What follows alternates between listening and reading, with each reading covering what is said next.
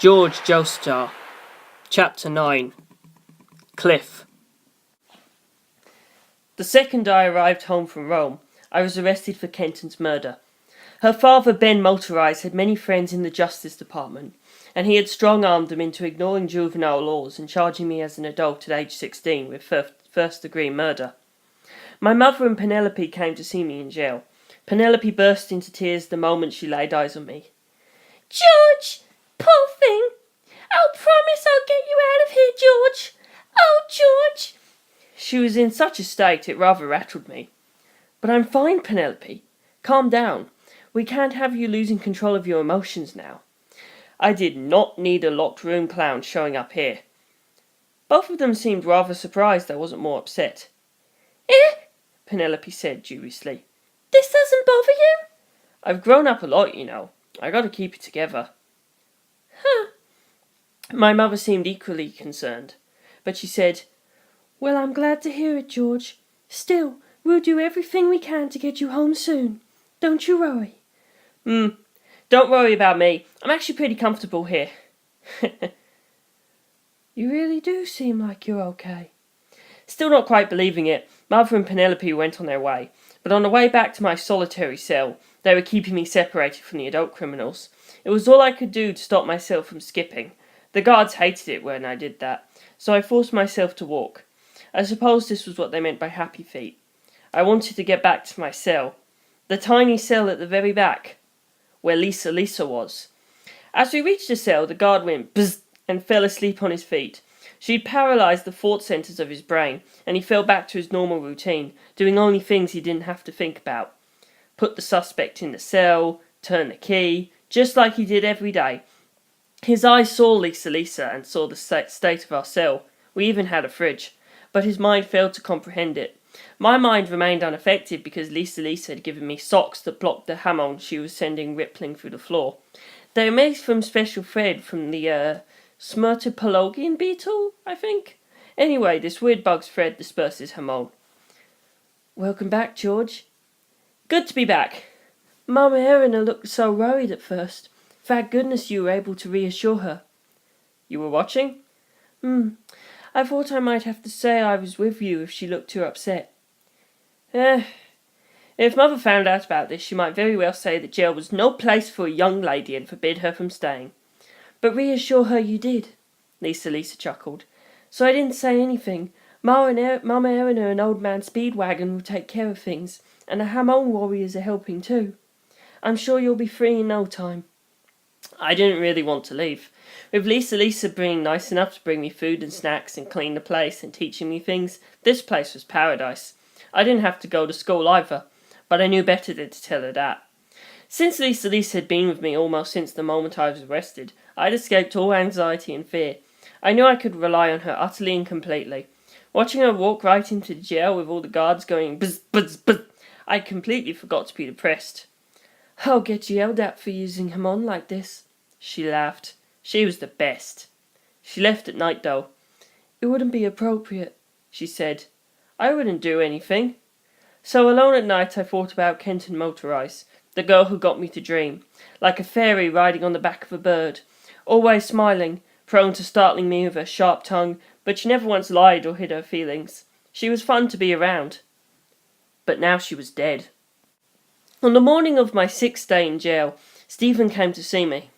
I thought. Maybe he thought I was the killer. I was scared to see him, but I wanted to see him. He'd lost his sister and I wanted to give him my condolences. Maybe I wouldn't be able to do anything, maybe the words wouldn't formed, but I should at least show myself, I thought. Kenton had been brutally stabbed 23 times in the gut and chest and face with a knife from my house, and my plane had been with her. Even if it wasn't actually my fault, I felt as if there should have been something I could have done to stop her from dying. But I was scared. Scared to face my friend's death head on, and scared to face her brother after his sister was murdered. "Go, George. Be with your friend the way I'm here with you." Lisa promised to watch the visiting room from close by, so I gathered my nerve and went to see Stephen. Stephen looked beside himself, and had lost so much weight I barely recognised him. I was almost at a loss for words, but I managed to say, "Kenton, it's too sad, too horrible. I don't know what to say. The police suspect me, but obviously I didn't do it. I believe you, Stephen said. You would never kill Kenton. But I came to apologize. My father is convinced you did it, and is hell-bent on taking all his rage out on you. I keep telling him you would never do something like that, but he needs to avenge her, and won't hear a word of it. That was depressing, but I didn't let it show. That's okay. Don't worry about me. Don't worry about anything else. Just mourn Kenton. I'm praying for you every night, praying that she can find peace in heaven. Thank you. But Kenton was cut to pieces. I can't picture heaven or hell right now. I just don't understand why a girl like her would get murdered. I had no answer. I hope we can fly together someday, Stephen said. I saw your plane. It was balanced well. You were almost ready to fly it. Ah, I thought about the old motorizing 5, reborn as the Star Shooter. If my weight was around 100 grams, I'd have been able to fly it. It had made for a good kite.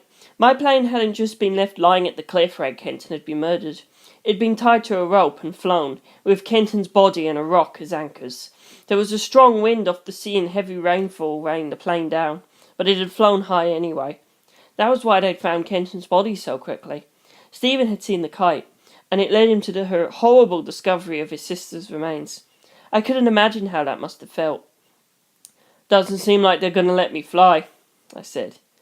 Don't let yourself think like that, George, Stephen said, smiling. If the two of us abandon planes, it'll feel like there's no proof Kenton even existed. I remembered that at night, and cried in my cell. Kenton loved planes. She loved flying. She was good at it and never more beautiful. Even now I wasn't sure if I really liked planes, or had just been entranced by the sight of her flying off that cliff. Despite my mother's best efforts, I remained in jail, but it seemed like the police were having trouble building a case against me. To take the case to trial, they needed to get all their facts in order, but there were too many mysteries about Kenton's death. First, nobody could figure out a timeline for my actions that allowed for the murder. After speaking to Darlington at the motorised home, Faraday had led me to another room, and then I'd called from Rome 2 hours later. The only time unaccounted for was that 2 hours, and getting from Westwood, England to Rome, Italy, in 2 hours was clearly impossible. It was a 4-day trip by rail or by sea, and even if we took the maximum flight distance of American planes and placed that end to end, it'd still take 2 days. When the police questioned this, I answered, Faraday took me to see a friend who should be dead, and when I took his hand I found myself in total darkness. I figured out I was in a cave and climbed out of it, and found myself in an underground ruin in Rome. That was mostly true, so I could explain it comfortably, even though the police were trained to see through lies. I left Lisa out of it, and named a different underground ruin she'd suggested instead of the temple with the treasure room in it. But that underground ruin hadn't yet been officially discovered, so when the Italian police went to check it out, it became a huge deal, and if I hadn't gotten lost in there, they'd never have known the ruin was even there, so it seemed like I was going to get away with lying about that part. In fact, if proven innocent, there was talk of the Italian government giving me an award. I turned it down already, though. Lisa and the other Hamon masters apparently knew everything that lay on the ground. I could tell the police had no idea what to make of my nonsensical statement. They clearly couldn't write that down in their reports as is. They had Faraday's testimony and proof from Rome, so despite what I was saying, they couldn't doubt the fact of it. They had me undergo a psychological evaluation, but whatever the result of it was, they still had to write a detailed account of how I could have killed Kenton motorised in Westwood, England, before travelling to Italy. And that was hardly the end of the mess they had to make sense of. I had no motive to kill Kenton. At all. She was one of the few friends I had in Italy. She and her brother were the only friends I had. I'd liked her cheery disposition, the open way she spoke, and she taught me everything I knew about planes. This was the truth. But in their report, they said I was in love with Kenton, had said I'd show her my plane to get her alone and ask her out, and had killed her when she turned me down. I'd brought the knife with me, planning to threaten her with it, and had tied the plane to her body and flown it to make her grave. That isn't true, I said, over and over and over again, and learned it was useless to say anything to someone intent on bending the truth, or outright lying to make things fit their needs. Based purely on the estimated time of Kenton's death, it should have been difficult to believe I killed her. I arrived at the house at 3:30, and Faraday led me to the other room around 4. But Stephen had just arrived home when he saw the kite flying above the cliffs from the gate of the manor, around 4:10. It was a 25-minute trip by wagon from the motorised manor to the scene of the crime. 2 hours walking, and even if one were to run the whole way, it was a steady incline, so it would take at least an hour. Kenton had been seen leaving school with an umbrella about 3:30, and if she'd headed straight for the cliffs, it would have taken her 30 minutes. When her body was found, Stephen had seen the kite flying in the rain from his house, and afraid something had happened, had run his horse straight to the cliffs. According to his testimony, Kenton's body had still been warm, so the murderer must have killed Kenton on her way home, tied her body to my star shooter and let it fly. All in the 10-minute period between 4 o'clock and 4:10. Just transporting the plane was a huge challenge. I'd been bringing star shooter back from the dead in my tent, and it was fully assembled. Normally, transporting it would have meant taking it apart, carrying it to the cliffs, and then putting it together again. But from what Stephen had seen, there weren't any new marks made on the body, so it would have been impossible for anyone without my knowledge of the plane's construction to take it apart and put it back together again. After all, I'd designed and built it myself. It was a mess of cobbled together bits and oddball parts, which meant the killer must have transported it to the scene of the crime intact. It was a glider with a 10-minute wingspan. The cliffs were 5 kilometres from where the plane was kept, and the town centre was right in the middle, so the killer would have had to take the long way round to avoid being seen. Could they have flown it as a kite while moving it? If anyone saw a rope leading into the sky, they'd wonder what was on the end of it, and a weight of one person wouldn't have been enough to control Star Shooter once the wind caught it. The fastest way to get it there would be to climb aboard and fly it, and the winds were strong enough that the winds passing through the tent had it almost at a hover. But like Stephen said, the balance wasn't yet right, and it was impossible for it to carry anyone. Yet in the report, that was how I'd got the plane to the cliffs. I'd left school, come home, picked up a knife, flown Star Shooters to the manor, spoken to Darlington, snuck out of the house unseen, and then flown the plane to the cliffs. Kenton was waiting for me there, and when she rejected me, I stabbed her to death. I denied everything, but the report was finished and I was allowed to return home. I'd rather have stayed in jail, but I couldn't make Lisa dote on me forever, so I reluctantly went home. The Westwood jail guards were starting to have fits brought on by overexposure to Lisa's hamon anyway. Their eyes would roll back in their heads and they stopped moving entirely, as if lost in a daydream. Lisa had a fiery temper, so I privately suspected she'd used hamon that was a bit too strong. Lisa accompanied me from the cell to the front door, without anyone noticing. But once we reached the door, she said, "Okay, I'd better be off then." "Eh? You aren't coming home with me?" "I've got work for Straits. I've been playing hooky." "What? I'll miss you." "Don't do that, George.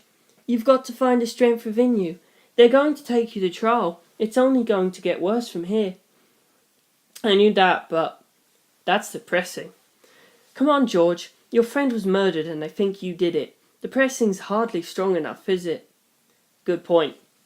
"Yeah, I had to agree. I'd lost Kenton and was probably losing Stephen as well." "That's true. And depending on how this trial went, I could well lose everything that mattered to me. I had to fight this." "Thank you for everything, Lisa." She peered intently into my eyes. "I need to be stronger," I said. "I need to be strong enough to do this on my own." "You don't need to be strong," Lisa said. "You just need to be a grown man." "Then I'll aim for that, and be stronger that way." Don't think you need to do this on your own, George. I'll come to help you again." "But if I'm not strong like you..." "George, it's not like I can do everything on my own. I'm not strong at all. You're helping me just as much as I'm helping you." "Eh?" My mind was filled with warm, fuzzy memories of our time together in jail, so I genuinely didn't know what she was talking about. "When I was underground in Rome and terrified? You came to save me, George. You helped me more than you can know. You might have even saved my life. There was that thing in the dark, remember? You noticed it too, right, George?" "The gorilla spider?" "Yeah, I did." "I still have no idea what that thing was, but I know it was after me. Just as it was about to attack me, you showed up and protected me, George." "I did. Yeah, but it's not like I was brave or anything." "My point is, George, finding people you can rely on gives you strength. Whether or not they can actually be relied upon is beside the question." I went home. Mother and Penelope welcomed me, we ate dinner, and I went to my room. At last I could think, not about Kenton, but about Sukumajuku. When I had seen him floating just off the ground in the motorized manner, it was definitely Sukumajuku, alive, but not in any way normal. That meant Sukumajuku didn't die on the boat. Instead, he time-travelled to Japan 107 years into the future. I thought this was a good thing. Japan was at war with Russia, and while the Japanese forces were on the offensive, Russia's Baltic fleet would probably annihilate them soon. Once they'd turned the tables and Japan had surrendered, and Korea was securely under Russian control, they'd clearly attempt to conquer Japan as well, which might have spelled trouble for Sukumajuku. He was once again my only friend, so I was glad to hear he was in a world without war. And with another me. Was that Jorge Joestar descended from me? Then why was he in Japan? Would the Joestars move to Japan someday? How would something like that happen? Did something happen in England? Would England go to war with Russia? Would they annex Japan as a protectorate? I didn't know anything about war. Everything I knew about time travel came from the novel by H.G. Wells. I couldn't imagine what the world 107 years in the future was like. But at least I knew one thing for sure. Sukumajuku hadn't drowned to death. The thought made me want to go look for him, made me feel like I had to find out what had happened to him, as his former partner. But what could I do? The boat Sukumajuku was on sank off the coast of Florida. I couldn't travel to America to look into it, not now that I'd been charged with first-degree murder. If I left the country, they'd think I was running for it. And would there even be any evidence of time travel? Even if there was, would I be able to recognise it? Even if there was some clear and amazing proof that time travel had happened here, what could I do with that? Did I really think I could chase after Sukumajuku to the world 107 years in the future? Sukumajuku was a genuinely special person. I was normal. There were many things I couldn't do, and I was still only 16, and I had to deal with these murder charges first. He'd said he would probably meet me again someday. I just have to wait for that. What was it he'd said exactly? Something about his name? He'd said something about the kanji. I remembered the Japanese dictionary he'd given me. I looked it up, but there wasn't any special meaning. It just meant 9 and 10. I'd been charged, but since I was pleading innocent, we had to have a jury trial. In the opening statements, the prosecutor spouted nonsense, and a supposedly amazing lawyer Mother hired made a counter-argument to the jury, dismantling the prosecutor's theories. Witnesses were called, questioned, cross-examined, and questioned again, and it seemed to be taking a while. Since I couldn't go to school while the trial was going on, I had to study at home, so once again Penelope became my tutor. She explained everything very well, so my studies went quickly, and I had more free time. I was bored and I didn't feel like mucking around with planes, but if I went into town I'd run into classmates or maybe even members of the motorized family. What was happening to me was so freaky I couldn't concentrate on reading. I'd liked messing around with planes and I had a lot of tools lying around, so I was wondering what else could keep my hands busy when Mother came home and stepped out of the automobile she was using at work, and I found my new toy. Motorcars! Vroom vroom! I immediately asked to get a license. However, you couldn't get a driver's license until you were 17. The world definitely seemed to think cars were for grown-ups, but my mother was never one to care about such things, and let me do as I pleased. I got the man who drove her to work and back to teach me how to drive, and I had the hang of it in no time. They were much easier to control than airplanes. They were built to be easy to drive. I bought a car, a Rover 8. A two-seater that I immediately took apart and considered trying to customise, but all the parts were handmade and replacements weren't easily available, and unlike what I'd been messing around with planes with Stephen motorised, I didn't have a teacher, and was doing everything by myself, so I took a few parts off and looked, and then put them back and looked, trying to figure out how engines worked, but of course it broke. I was never actually that good at this stuff, no reason I would be. So I took it to an automotive garage in London, and there I met a college student named John Moore-Babazon. One glance at John told you he was someone. He wore an expensive suit poorly and stumped around the garage floor, scowling at every car like a particularly bold thief. But as I watched, he suddenly took the engine out of one car and started switching the wheels on another, doing whatever he liked without any of the other mechanics saying anything. So I asked, and it turned out he actually owned all 7 cars in the place, and I thought, wow, even the aristocrats don't have that many. How rich is this dude? Apparently he was private mechanic to a man named Charles Rolls who owned an automotive company. So 4 of the 7 cars in here he owned for work-related research, and the remaining 3 were test designs given to him by his boss, and nobody but him was allowed to touch any of them. Gosh, that sounded fun. When I heard he was still a student, I knew there were incredible people in this world.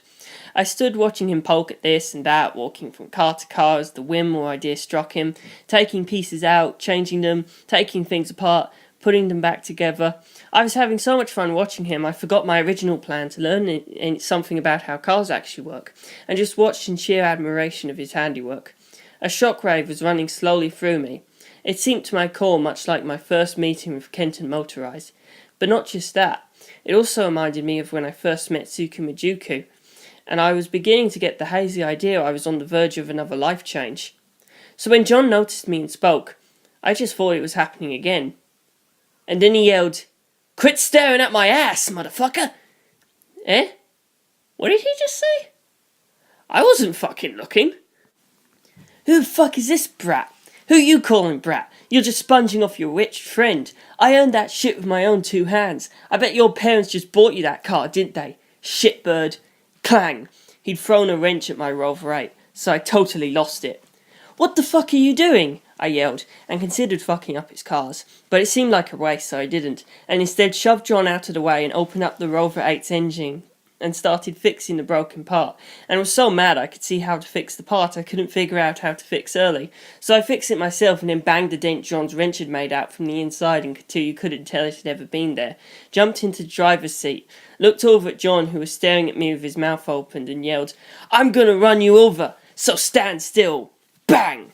The engine started up and I hit the accelerator and really tried to run him over and wound up chasing after John, but he was all like, "Fuck that," and ran out of the shop, jumped into a working eighth car he had parked out front and drove away, and we ended up in a car chase through the industrial district.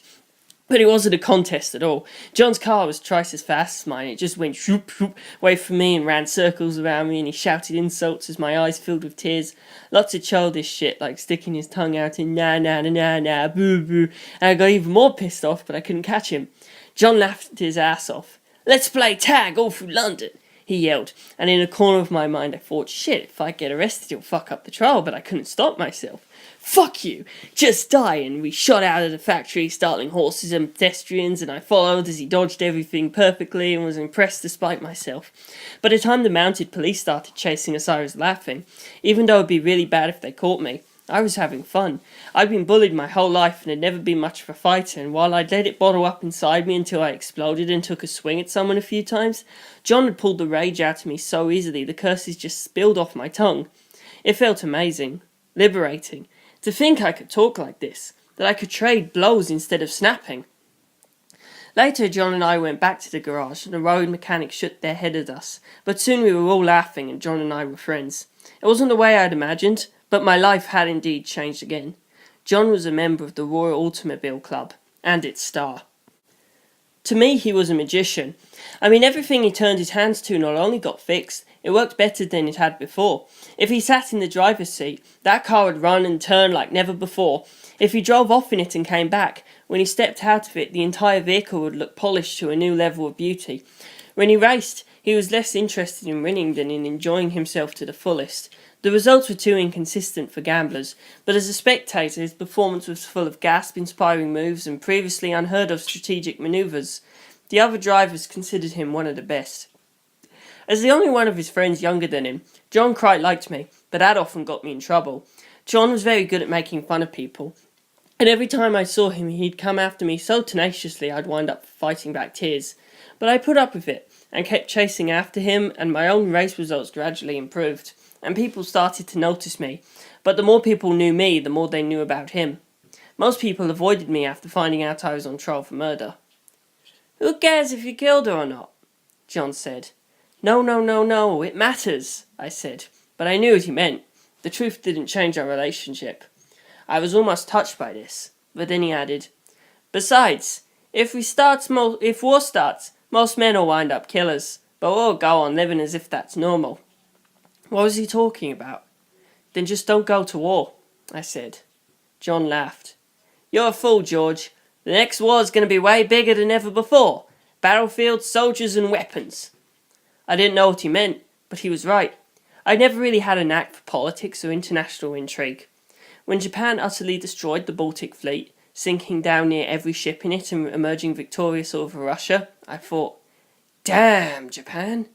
But I just wasn't that interested in Japan as long as Sukumajuku wasn't there.